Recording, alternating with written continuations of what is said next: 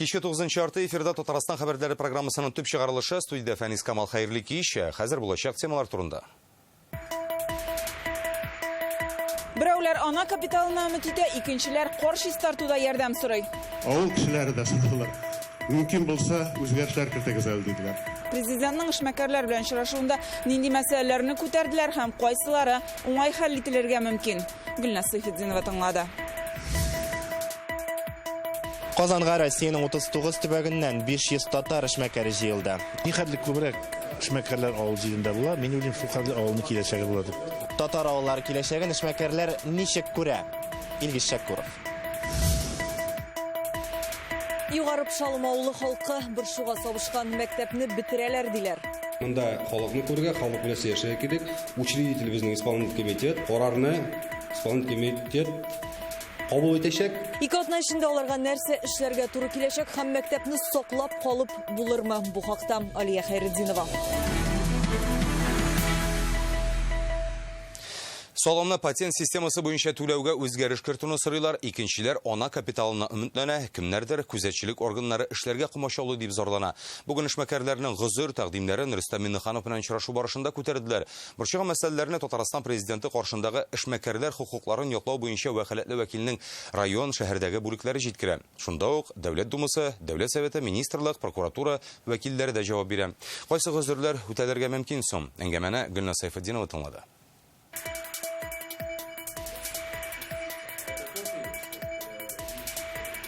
Потенциальный доход возможно дип расчет ясаганнар. Ул безнең авылларга нык сукты дип әйтергә кирәк. Чөнки авылдагы сату белән шәһәрдәге сату бер төрле түгел. Азнакайдан Әнвәр Җиһангиров патент системасына күчкәч туган кыенлыклар турында сөйли. Элек салым сату мәйданыннан гына алына иде, хәзер бөтен бинага салына. Нәтиҗәдә 2 тапкырга күбрәк түлисе ди.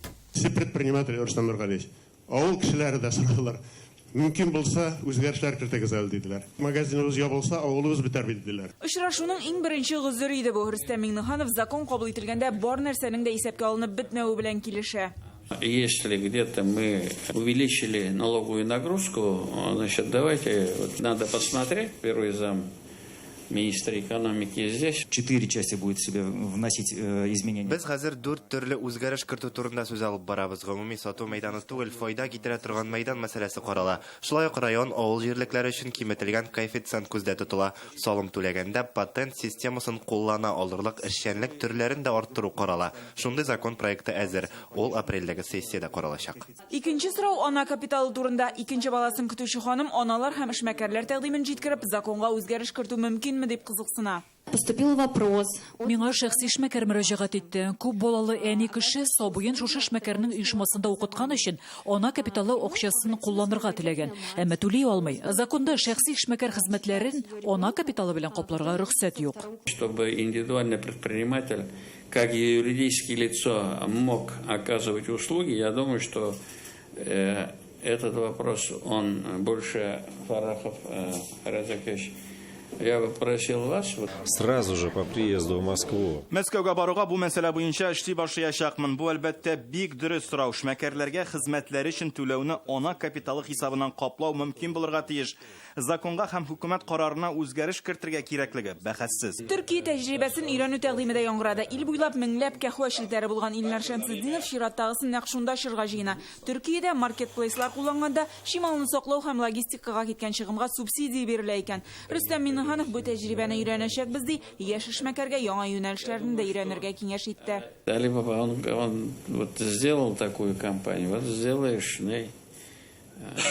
Все договорились. Да, Жалильдансыз, да, ну вот, Жалиль баба ясар булды.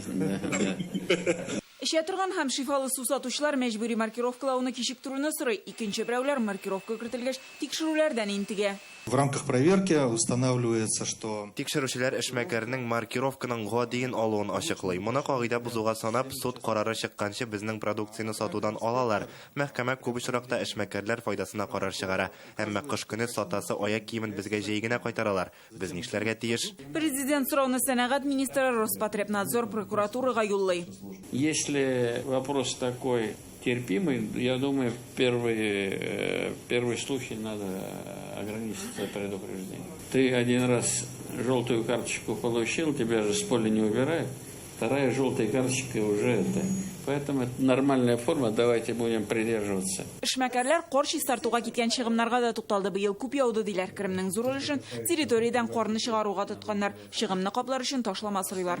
Күп сораулар алар федераль дәрәҗәдә каралырга тиеш. Шул сорауларга җавап бирүнең һәр даими рәвештә күзәтеп торабыз. Һәр сорауга тугры жауап булырга тиеш. Бизнесмен, человек, который рискует, там, он может заработать, может потерять. Да, ему для ведения бизнеса нужны меры поддержки. Я думаю, что вот эта возможность поддержать бизнес, создать инфраструктуру, это вот наша главная задача. Бер сәгатьтән артык аралаштылар, дистәләп сорау каралды. Бүгенге җаваплар белән генә шикләнмичә, мөрәҗәгатьләрнең барысы да әле кабат өйрәнеләчәк. Гөлнас Сайфетдинова, Гадел Миндубаев, Яңа Гасыр каналы.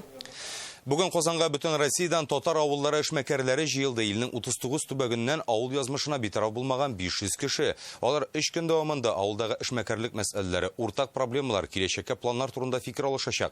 Бүген Казанда ачылган җыен иртәгә Тукай районында дәвам итәчәк. 2 апрель көнне Татарстан президенты катнашында пленар утырыш та көтелә. Татар эшмәкәрләре авыл киләчәген ничек күрәсең? Илгиз Шакуров хезмәт дип яшәүчеләр белән аралашып кайтты. Эш булса, обязательно авыл яшый. Авылның киләчәге эш урыннары булганда гына бар ди Илмир Мәрдәмшин. 25 ел Пермь краеның Арда районында крестьян фермер хуҗалыгы тота ул. Аның турында җир йөзендәге бер татар авылын саклап калучы дип әйтеп була. Үзем эшләгән, үзем торган авылда банкрот булды инде колхоз, колхозны үземә сатып алып инде кешеләргә эш урыннарын биреп инде. Бу эш урын булгач, авыл югалмый, авыл яши. Илмир Мәрдәмшин кебек татар авылы язмышына битараф булмаучылар Татарстанга 9-нчы тапкыр җыелды. Узган ел эшмәкәрләр җыены пандемия аркасында булмаган. Без инде мониторинг ясадык. Россия күләмендә 4200 татар авылы бар. Һәм татар авылының яшәеше, үсеше, киләчәге турында сүз алып барганда, әлбәттә, бик зур рольне безнең татар эшмәкәрләре тора. Кемдер терлек асыры, икенчеләре ат үрчетә, өченчеләре яшелчә үстерә. Аларны хезмәт берләштерә. Татар халкы эшкә бик саран кеше. Эш дисәң, эш астында үлергә риза. Татар авылының киләчәге булмаса, Россия дигән зур авылның киләчәге була алмый, юк. Җыенны Милли шура рәисе Васил Шайхразиев ачып җибәрде. Үз чыгышында ул узган ел татар дөньясында булган мөһим вакыйгаларны искә төшерә. Бу елга планнар белән уртаклаша. Һәр катнашучыга татарның үсеш стратегиясе бүләк ителде. Киңәшләр дә бар. Без грантлар турында әйткәндә һәр вакытта да әйтәбез. Әйдәгез грантлар буенча эшлибез дип. Бүгенге көндә 4 дәрәҗәле грантлар. Ул грант команда эше. Башта уйлыйбыз нәрсә кирәк, аңа грант язабыз, отабыз, тормышка ашырабыз, отчет бирәбез, шуңа күрә анда булырга кирәк. Иң беренче проблема кадры. Эшкәләргә кеше юк. Авыр проблема дип әйтим инде, җитештерген прогрессны урнаштыру әйбәт бәяләр белән. Әлеге җыен уртак проблемалар белән бүлешү урынында эшмәкәрләрне борчыган мәсьәләләр һәм гомумән татар авылларының киләчәге турында төрле мәйданчыкларда фикер алыштылар. Татар авылы дигән сүзне әйткәч, ул инде кешеләр бу авылның төп милке ул җир һәм су һәм анда җитештерелә торган азык-төлек. Моннан тыш авылда продукцияны җитештерү, аны эшкәртү технологияләре, хуҗалыкны цифрлаштыруга багышланган сөйләшүләр дә булды. Гомумән алганда җыен программасы 3 көнгә билгеләнгән. Иртәгә катнашучылар Тукай районы авылларына сәфәр кылачак. Инде 2 апрель көнне Казанда Татарстан президенты катнашында пленар утырыш көтелә. Илгиз Шакуров, Марат Зайдуллин, Яңа Гасыр каналы. Инвестицияләрне саклау, Россиядәгечә программалаштыру һәм маркировкалау апрель бизнес өчен шундый яңалыклардан башлана. Бу хакта тулырак Реальное время интернет газетасыннан укый аласыз. Бүген Әлмәт шәһәрендәге балалар хастаханәсендә янгын чыккан. Бинаның тышкы ягындагы җылыткыч материалга ут каба. Хастахана җитәкчелеге 44 бала белән 12 ата-ананы, 45 хезмәткәрне эвакуацияләп өлгергән. Аларны янәшәдәге Әлмәт үзәк район хастаханәсе бинасына урнаштырганнар. Сәламәтлекләренә зыян килмәгән диләр. Янгын тиз арада сүндерелгән, хәзер сәбәпләрен дә ачыклыйлар. Газ шартлаган йортта яшәүчеләр әлегә коммуналь хезмәтләр өчен түләмәячәк. Бу турыда бүген халыкның Яшел Үзән җитәкчелеге белән очрашуы вакытында билгеле булды. Әлегә йортта яшәүчеләр чиратлашып 15 минутка гына үз фатирларына да кире алды. Документ, дару, кыйммәтле әйберләрен алып чыгар өчен. Аларны полиция һәм коткаручылар озатып бирде. Якын арада йортны торгызу буенча рәсми карар да кабул ителәчәк. Төзекләндерүгә ярты еллап вакыт кирәк булырга мөмкин дип белгечләр. Хәзер газ шартлаган йорт янында тәүлек буе кизү торалар. Оператив штабта 24 сәгать эшли. Идарә компаниясе бу өйгә керү юлында видеокамераларда куячак. Түбән Кама шәһәрендә хуҗасы сөтләр бер хатын-кызга ташланган. Әлеге күңелсез хәл Менделеев урамында килеп чыга. Зыян күргән Анастасия Терешкова урамда үз ите белән йөргән була. Каршысына урам этләре килеп чыга, аның беләгендә тешләгәннәр. Әлеге ханымның табиблар уртача дип хәлен бәяли. Кыттыру ширine каршы уколда кадаганнар. Берничә ай дәвамында тагын 5-не ясатырга туры киләчәк. Түбән Камада яшәүчеләр сугба этләрнең аеруча төнлә күп йөрүен искәртә. Прогулкага чыгам, иртә кичендә, обедтан очра-сыра бала-саба этләр булгалый монда. Шулар аш, аларга ашарга кирәк. Куып җибәрәсең инде аларны. Көтү белән йөриләр инде. Арча районының урта пошалым халкы мәктәбебезне ябалары дип борчыла. Ярдәм сорап безнең редакциягә мөрәҗәгать иттеләр. Бу авылда хәзер 17 балага 12 мөгаллим белем бирә. Дәресләр исә 1000 квадрат метрлы зур бинада уза. Бала саны тулмый дип мәктәпне бетерү дөрес эш түгел ди авыл халкы. Район җитәкчелеге белән узган очрашуда уртак фикергә килә алдылар микән соң тулырак? Алия Хайретдинова. Мәктәпнең спорт залында буш урыннар юк диярлек. Бирегә уку йортының киләчәге турында борчылган кешеләр җыелган. Ничек менә татар теле йөрдә, туган теле йөрдә, татар теле мәктәбен бетереп, балаларга без психологиясын бозып балаларны анда чүртәгә каршы. 12 бала белән основной мәктәп калдырыла узган без яки монда мәктәпнең структурасын үзгәртү турында сүз күтәрергә килдек без монда. Мәктәп бетерү турында, мәктәпне ябып кую турында берни сүзләгән юк. Уртап Шалым авылы кешеләренең күңеле тыныч түгел. Мәктәпне яба күрмәгез дип үтенәләр. Район хакимияте вәкилләре әлегә бу турыда карар юк дип ышандыра. Бары тик халык фикерен белергә килдек диләр. Тяжело диләр. Татарский учит 9 класс, а потом идешь 2 класса на русский. Им очень тяжело так перестраиваться. Уртап Шалымның гомуми белем бирү мәктәбе 2003 елда төзелгән, 84 укучыга исәпләнгән була, мәйданы 1000 квадрат метрга якын. Моннан 8 ел элек 2 бүлмәсендә балалар бакчасы урнашкач, мәктәптә 60 укучыга урын кала. Хәзер исә биредә нибары 17 бала укый. Беренчедән алып 9нчы сыйныфка кадәргеләр. Район мәгариф идарәсе вәкиле авыл мәктәпләрендә бер сыйныфта 15 бала булырга тиеш ди. Моны шикелле зур бинаны мәктәпне без халыкта әйтте, моны язык ябып куйсан таралады, бу дөресенчә и хуҗасы тарала, шуңа күрә монда балалар бакчасы бар монда, ул калачак инде, и һәм башлангыч мәктәп булып калуы мөмкин. Әле моның турында итәргә әйтергә. Учредитель безнең исполнительный комитет карарны исполнительный комитет кабул итәчәк.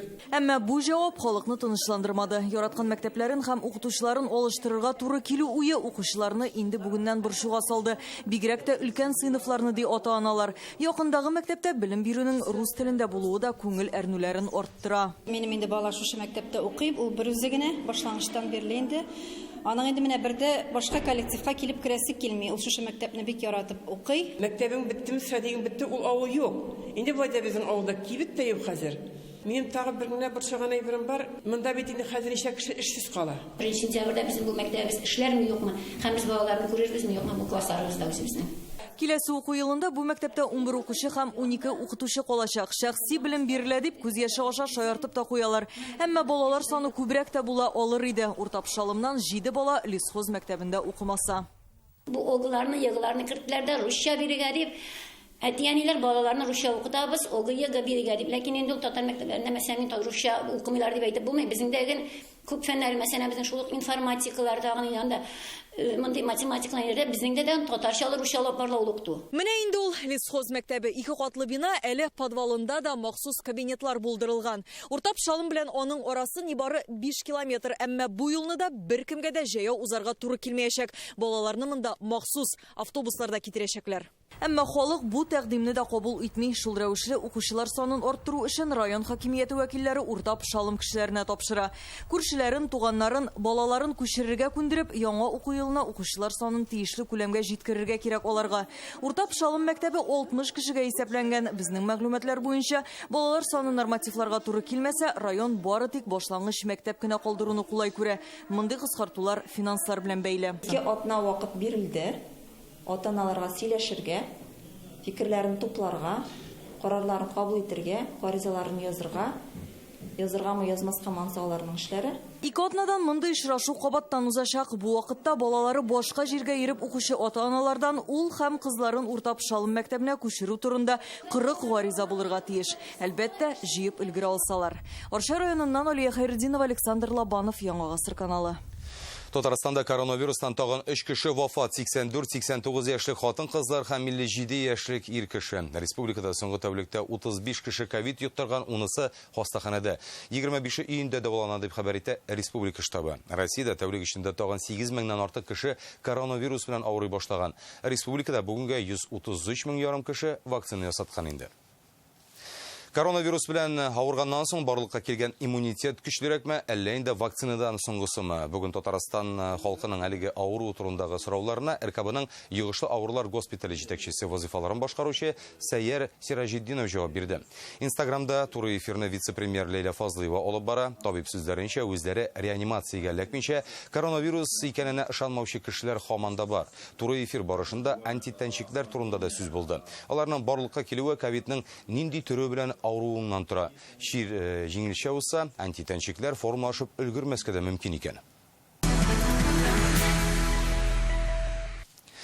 Бүген Рөстәм Миңнеханов Татнефтьнең директорлар советы утырышын уздырды. Компанияның киләсе 5 елга экология программасын расладылар. Нефтчеләр һавага парник газлары чыгаруны киметергә, иярчен нефть газын утилләштерү күләмен арттырырга планлаштыра. Ресурслар һәм энергия нәтиҗәлелеген үстерү буенча да фикер алыштылар.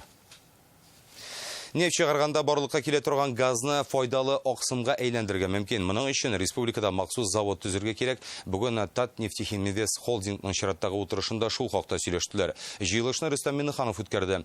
Алдынгы карашлы фикерләрне тәкъдим иткәннән соң, аларны тормышка ашыру юлларын да эзлиләр. Хөкүмәт дәрәҗәсендә каралган заманча идеяләр турында Илдар Сафиуллин.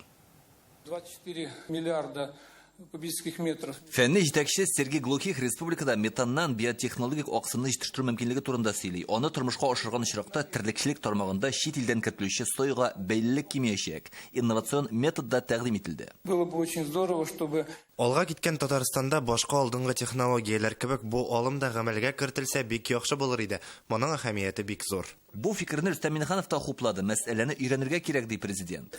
Тема-то я считаю, что это уникально. У нас же газа много, да? Потребность в протеине есть. Давайте соберем рабочую группу. Бүгенге көндә көндәшлеккә сәләтле булу төп кагыйдәләрнең берсе. Шулай ук җитештерелгән кирәкле продукцияны төбәктә, хәтта илдә генә түгел, бөтен дөньяга тәкъдим итә белергә кирәк.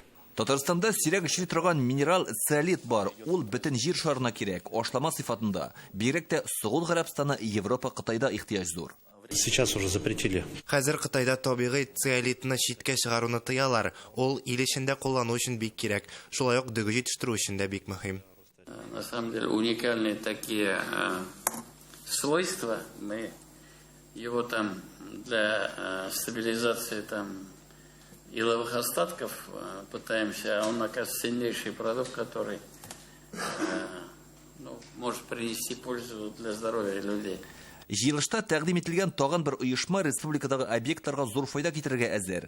Алар эссегә, яңгырга бирешми торган, янмый торган саклаучы катлам җитештерә. Ул 15 елга кадәр хезмәт итә диләр. На сегодняшний день бездә уттан саклый торган составның ныклыгын раслаучы сертификат та бар. Материал 120 минутка кадәр ялкынга бирешми. Төмәннән килгән оешма вәкиле ягулык энергетик комплексында кулланылып торган дөнья технологияләренең Россиядәге аналогларын кулланырга тәкъдим итә. Татнефть и Татнефть уже работают. Может быть, у нас совещание будет с малыми нефтяными компаниями. В это время какую-то выставку сделать. Бүген хөкүмәт йортында тәкъдим ителгән идеяләр белгечләр тарафыннан тирәнтен өйрәнеләчәк. Һәр мәсьәлә буенча президент эшче төркем оештырырга тәкъдим итте. Илдар Сафиуллин, Рамзил Гарипов, Яңа Гасыр каналы. Бердәм Россия партиясе алдан тавыш бирүдә катнашучылардан документлар кабул итә. Бүген Россия Дәүләт Думасы депутаты Айрат Фәрәхов белән Дәүләт Думасы рәисе урынбасары Татьяна Ларионова килде. Хәзерге вакытта 20 кеше документ тапшырган. Атна ахырында оештыру комитеты килгән гаризаларны карап, аларны теркәү буенча карар кабул итәчәк. Исегезгә төшерәбез, алдан тавыш бирү 24-сеннән 30 майга кадәр уза. Аның нәтиҗәсе буенча партиядән Дәүләт Думасына көзге сайлауда катнашачак кандидатлар исемлеге дә төзеләчәк. Это политическое мероприятие. Бу сәяси чара Бердәм Россия гражданнар белән очрашып, өстенлекләрне билгели. Единая Россия это Бердәм Россия праймеризлар уздыру буенча бердәм бер партия алдан тавыш бирү оештырыла. Бу үз чиратында барысы да ачыктан ачык дигән сүз. Студентлар үзләрен делегат буларак сынап карый. Казанда Берләшкән Милләтләр оешмасының моделе башланды. Бу уены формасындагы җыелыш, анда Россия төбәкләрендәге төрле уку йортларыннан 200-дән артык студент җыелган, шулай ук чит ил вәкилләре дә бар. Яшьләр бу уенда үз илләренең мәнфәгатьләрен төрле рольләргә кереп яклап карый. Утырыш рус һәм инглиз телләрендә дә бара. Анда иминлек, халыкара мәхкәмә, мәгариф темалары күтәрелә. Быел пандемия белән бәйле рәвештә сәламәтлек темасында күтәрделәр. Студентлар Татарстан һәм Россия тарихында өйрәнәчәк. Ул зур вакыйга, нигә дигәндә, Россиядә менә бергәләштереп, ООН ЮНЕСКОның модельләре бер җирдә дә. Безне беләбез, Мәскәү моделе, ООН ул МГИМОда үткәрелә Казанда. Чөнки без шактый күп эшлибез шул ук ЮНЕСКО белән, шул ООН белән, ул зур вакыйга дип саныйм. Нигә дигәндә, регионнар менә шушы уровеньгә чыга алалар. Мы уже видим. Бу чарада катнашу яшьләргә бик уңай йогынты ясый. Студентлар халык алдында чыгыш ясау тәҗрибәсен ала, тормышта үз урыннарын табарга өйрәнәләр.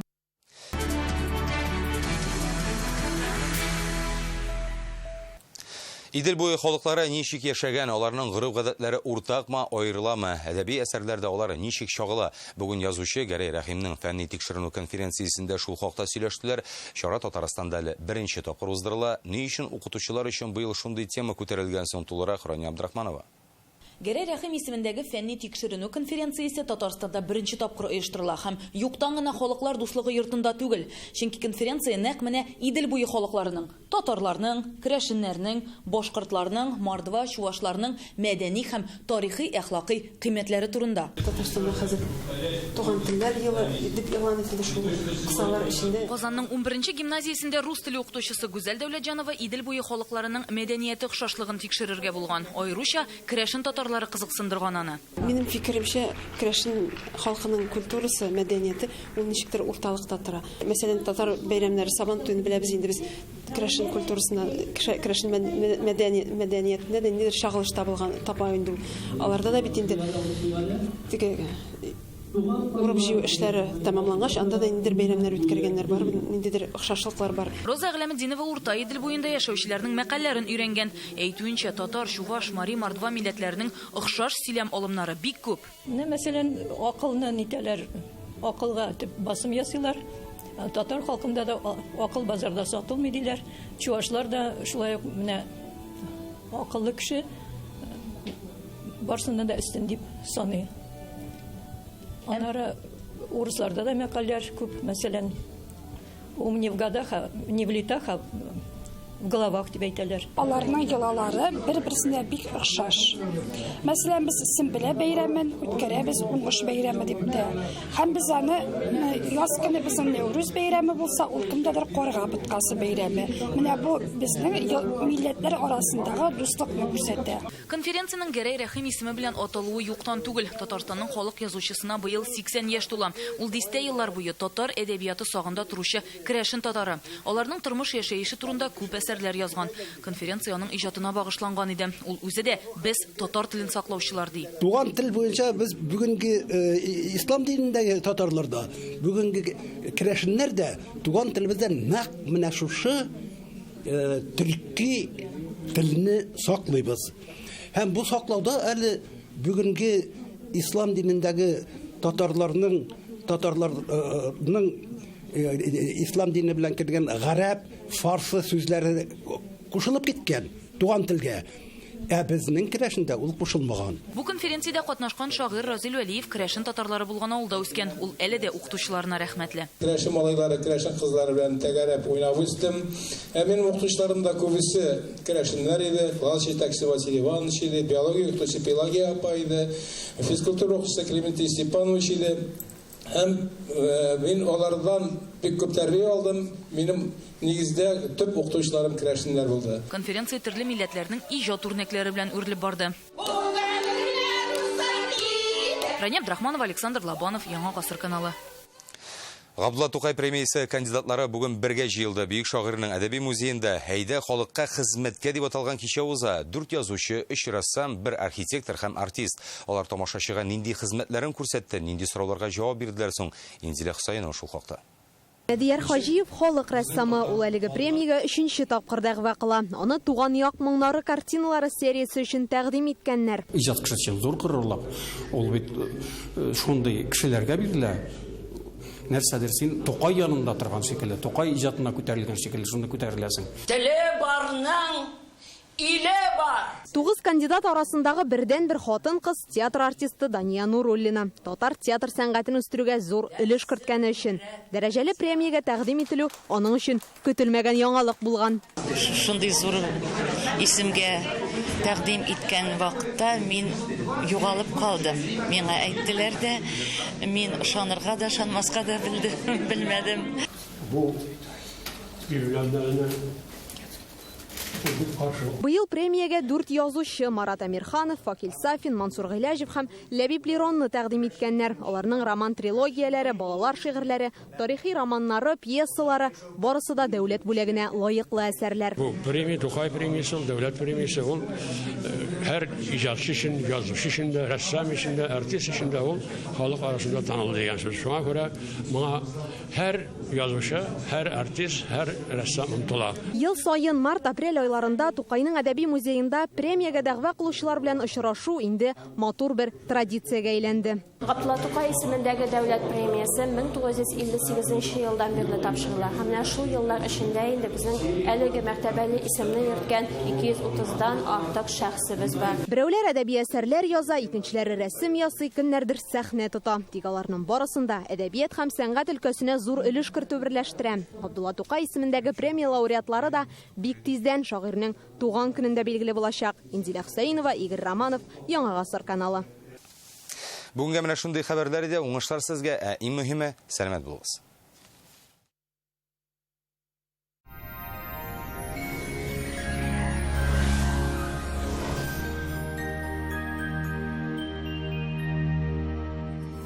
Исәнмесез, эфирда һава торышы чыгарылышы. Иңелек сезнең игътибарыгызга кыска гына мәгълүмат. Яңа аш бүлмәсе кирәк икән, сузмагыз. Данил Мастерга кичектиреп түләү шартлары белән заказ бирегез. Бары тик апрель ахырына кадәр китереп бирү, фатирга кадәр менгерү һәм җыю бушлай. Аш бүлмәсенең эште проектын мөрәҗәгать иткән көнне күрергә мөмкин. Данил Мастер, телефон саны 2 167 166. Яндекс погода мәгълүматы буенча көн якын чыгыш, Бөгелмә, Баулы, Азнакайда иртән коеп яңгыр яуса, кич белән карлы яңгыр явачак. Циклон тәэсирендә республикабызда явым-төшемнәр арта, төнлә кайбер районнарда кыска вакытлы буран, көндез урыны белән көчле җил көтелә. Температура бераз күтәрелә, төн якын чыгышта 5 градус җылы.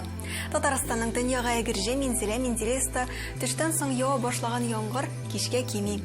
Әлегә һава шартлары нәкъ менә без теләгәнчә булмаса да, киләсе атнада кояшлы көннәр сөендерә дип фаразлый синоптиклар. Төньяк көнбатыш, Арча, Кукмара, Балтачта төнлә буранлап яуган карлы яңгыр иртәнгә туктый, көндез вак яңгыр явачак. Көньяк көнбатыш, Болгар, Буа, Чепрәлдә көндез коеп яңгыр яву көтелә, 4 градус җылы. Татарстанның үзәк районнары, Чистай, Әлмәт, Мамадышта шулай ук явым-төшемнәр булачак, көньяк көнбатыштан көчле җил. Салават күпре көтсәң, яңгырга да әзер торды халык мәкальләрендә. Сезнең игътибарыгызга тагын бер файдалы мәгълүмат. Татарстанның техник инвентаризация бюросы BTI-RT.ru рәсми сайты аша заказ биреп, 10% ташламалыгыз. Да где они? Эти границы! Если делать по уму, в БТИ пора ему! Определение границ по закону. Понятные границы вашего участка с документами. БТИ Республики Татарстан. Если делать по уму. Казанда яңгыр явачак, 5 градуска кадәр җылы. Көньяк көнбатыштан уртача тизлектә җил, урыны белән көчәя. Атмосфера басымы теркемеш баганасының 750 мм тәшкил итә. Һаваның чагыштырмача дымлылыгы 89%. Җирнең магнит кара тыныч. Бүгенгә менә шулар, исән-имин булыгыз.